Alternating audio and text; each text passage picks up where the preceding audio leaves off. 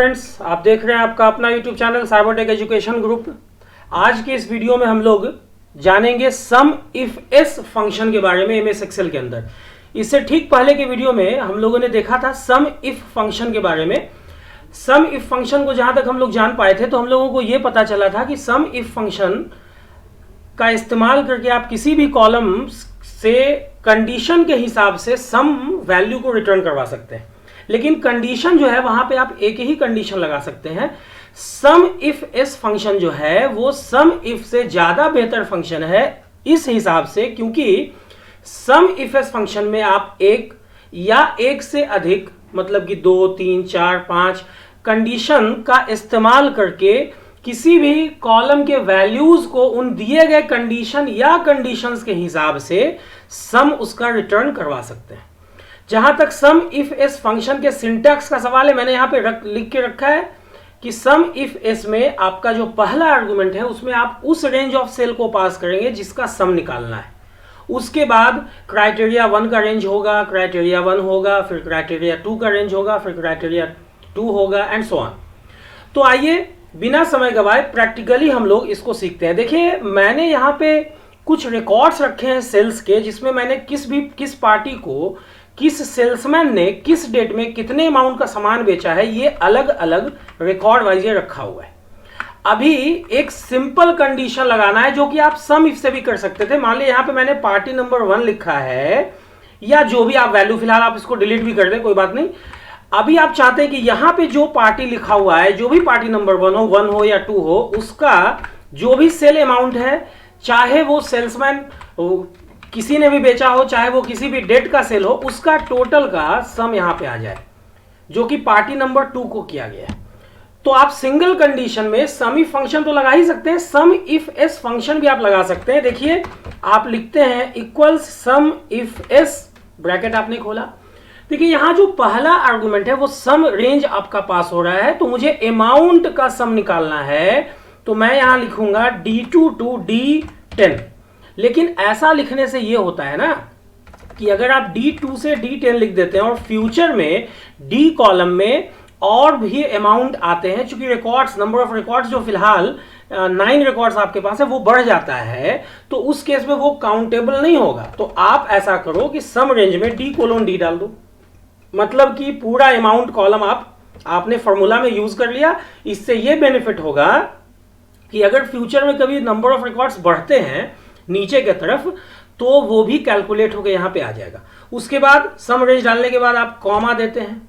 अभी देखिए, दूसरा जो आर्गुमेंट है वो है क्राइटेरिया का रेंज। ये देखिए पहला क्राइटेरिया, तो मुझे यहां पार्टी के नंबर पे निकालना है, तो क्राइटेरिया में मैं पार्टी नंबर वाले कॉलम को यूज करूंगा जो कि कॉलम ए है, लेकिन उस पूरे कॉलम को मैं यूज करूंगा। तो A:A मैंने डाल दिया। A:A डालने का मतलब है कि फ्यूचर में अगर पार्टी और भी सेल यहां पर एंट्री होता है तो उसका भी यहां पर रिकॉर्ड आ जाएगा। खैर, कॉमा। अभी क्राइटेरिया 1 पूछ रहा है, एक ही क्राइटेरिया मुझे डालना है, तो ये क्राइटेरिया 1 ये है F4 में। मैंने F4 को सेलेक्ट कर लिया, आप मैनुअली भी कीबोर्ड से फील कर सकते हैं।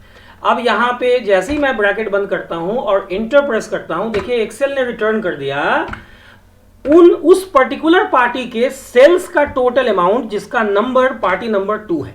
आप देखिए अगर ध्यान से, यहां पे पार्टी नंबर 2 को ये 14,000 सेल हुआ है। उसके बाद देखिए पार्टी नंबर 2 यहां पे है जिसको 14,300 सेल हुआ है। बस यही 2 सेल है और दोनों का सम क्या है, 14,000 यहां और 14,300 यहां, तो टोटल सेल आपका यहां हो गया 28,300। ओके, अभी अगर मैं किसी भी इस पार्टी नंबर 3 को मैं पार्टी नंबर 2 अगर कर दूं, तो देखिए ये पार्टी नंबर 2 में ये भी आ जाएगा, ये 14,300 और ऐड हो गया, तो आपका हो गया 42,600। ओके, अभी मैंने यहां पे फॉर्मूला में D:D लिखा है, A:A लिखा है। इससे ये बेनिफिट है कि अगर आप यहां पे सपोज आपने सेल किया पार्टी नंबर 1 को, मुकेश नाम के सेल्समैन ने दूसरे महीने 4 तारीख को 2021 को 14,000 रुपए का सेल किया, तो ये भी काउंटेबल है। लेकिन ये जो काउंट हो रहा है ना, ये यहां पे अभी फार्मूला में क्यों नहीं दिख रहा, क्योंकि यहां पे मैंने पार्टी नंबर 1 डाला। अगर मैं इसे 2 कर दूं फिलहाल, तो देखिए ये यहां पर रिफ्लेक्ट हो गया, 56,600 आ गया। अभी आप वापस इसको 1 कर दो तो ये देखिए आपका माइनस हो गया। ये तो इसलिए हो रहा है ना क्योंकि ये पार्टी नंबर 1 पे मैंने निकाला नहीं, लेकिन रिकॉर्ड जब मैं यहाँ पे नया डाल दे रहा हूँ नीचे की तरफ, तो वो भी आपके फॉर्मूला के रिजल्ट में आ जा रहा है, क्योंकि आपने फॉर्मूला में पूरे कॉलम को यूज किया है, डी के पूरे कॉलम को यूज किया डी कोलोन डी लिख के, ए पूरे कॉलम को यूज किया ए कोलोन ए लिख के। ये फायदा होता है पूरे कॉलम का एड्रेस देने से। ओके, यहाँ पे अभी मैं 1 करता हूँ तो देखिए 1 में 40,500 आ रहा है, क्योंकि 1 यहाँ पे है, एक 1 आपका देखिए यहाँ पे है, फिर एक 1 देखिए लास्ट में जो अभी मैंने ऐड किया इसको भी इसने कैलकुलेट किया। तो अब चलिए अब देखते हैं सिंगल कंडीशन में ही सेल्समैन के हिसाब से आपको टोटल निकालना है।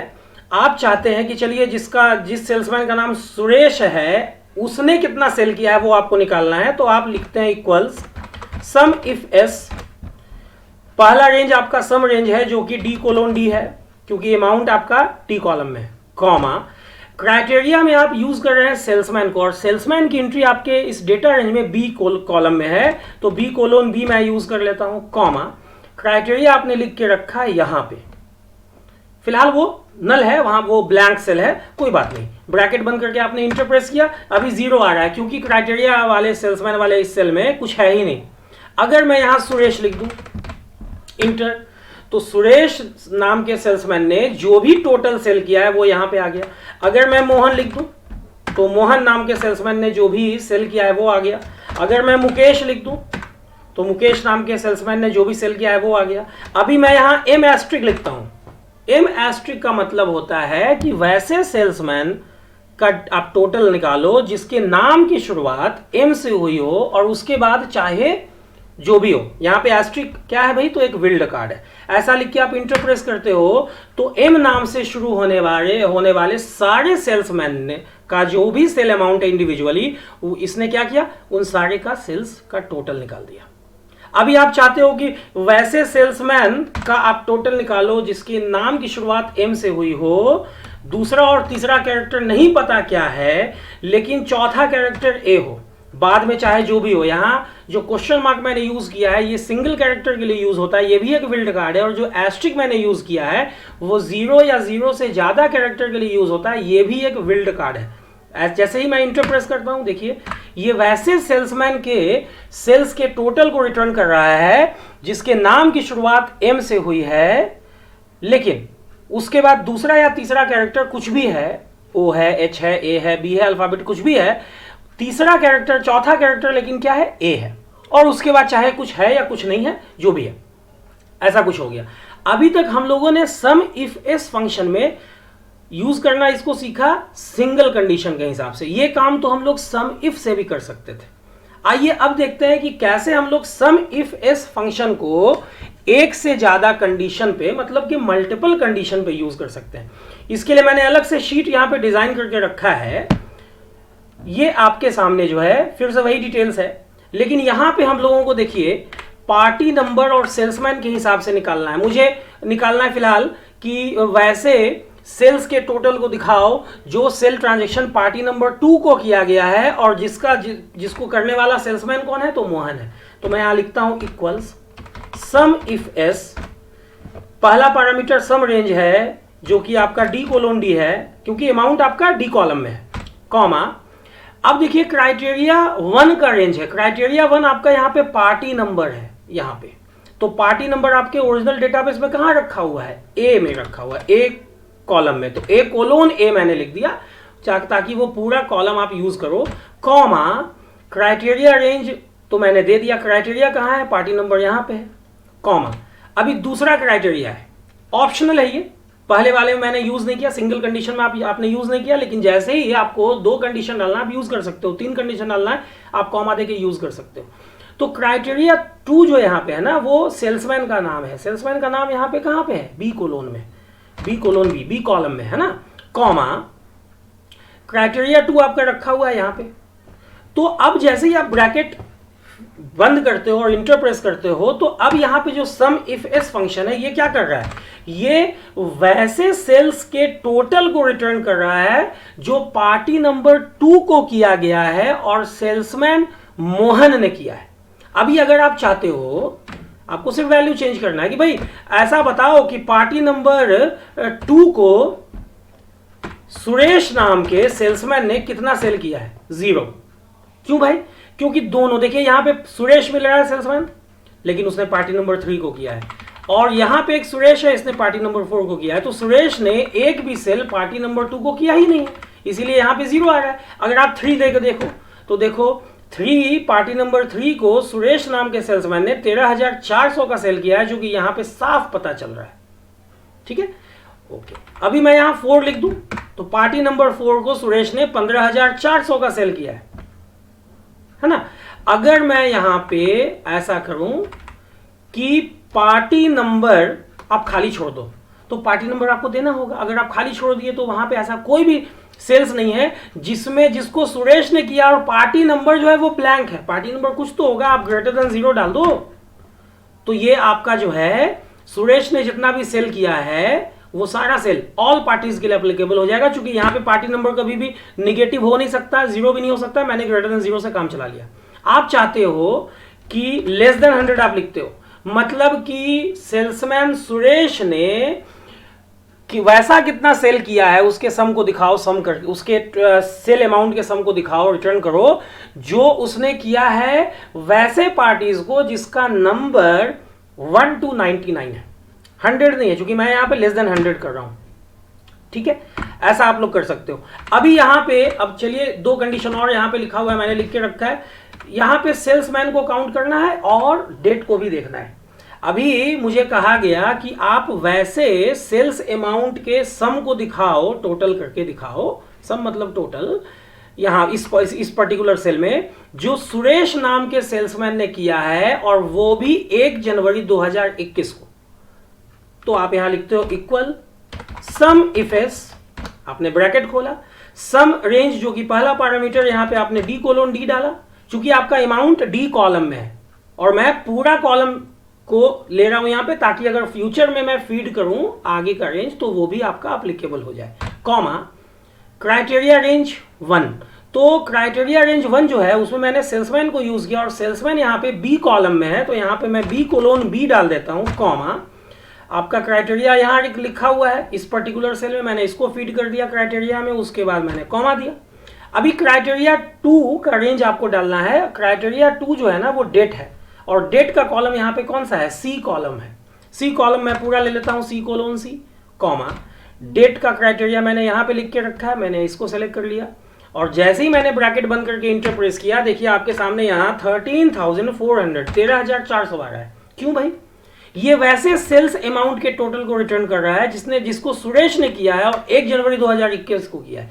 देखिए सुरेश ने 1 जनवरी 2021 को ये किया, एक सेल 13,400, इसके अलावा कोई भी सेल नहीं है जो सुरेश ने किया। एक सेल यहाँ पे है, लेकिन ये 2/4/2021 को है, एक्चुअली ये 4/2/2021, 4 फरवरी 2021 को है, तो यहाँ पे इसने ब्लैंक दिखा दिया।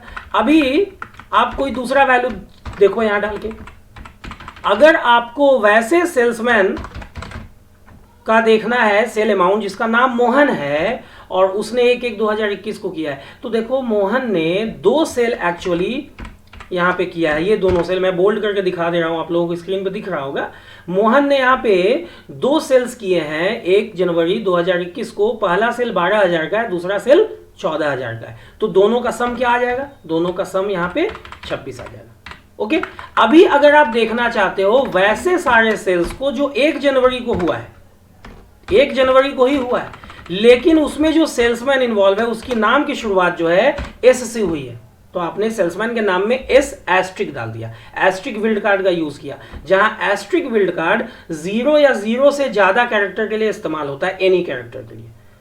जैसे ही आप इंटरप्रेस करोगे तो S नाम से शुरू होने वाले सेल्समैन ने 1 जनवरी को 13,400 का सेल किया है। वो सेल कौन है, वो सेल आपका ये रहा, ये वाला सेल।